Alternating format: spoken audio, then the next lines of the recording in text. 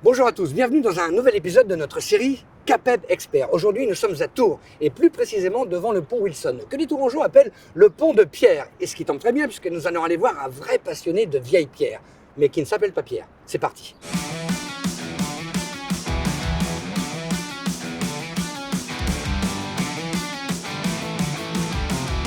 Voilà, on est arrivé au domaine de la pierre, l'atelier d'Edouard, qui lui est tailleur de pierre. Vous suivez? Allez, il va nous parler de son métier. C'est parti.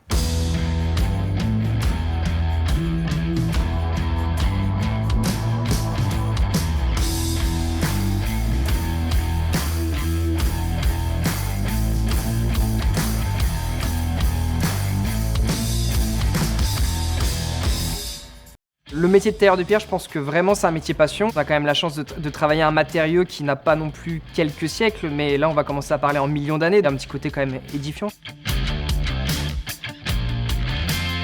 Le métier de la pierre est vraiment diversifié, ça veut dire qu'avec ce matériau, on peut répondre au domaine du bâti, de la restauration, de la création, cheminée, escalier, on peut toucher au monde du funéraire. Ce qui va me plaire, c'est pouvoir répondre à toutes les étapes de l'étude, du tracé, de la taille, de la pose. Et ce qui me plaît, c'est le fait de voir son travail fini, tout simplement.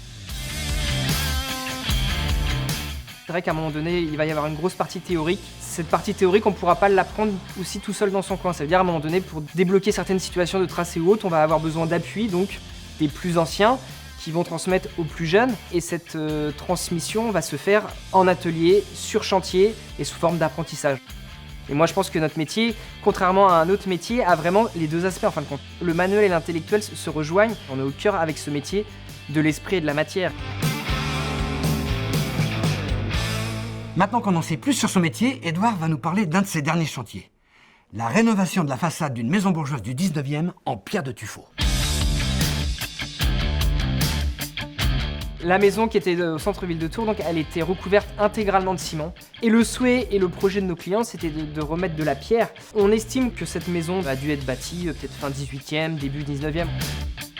La pierre de tuffeau, déjà, elle va avoir un grain très fin qui nous permet de sortir des lignes très fines avec des arêtes très vives. On peut la comparer à de la craie.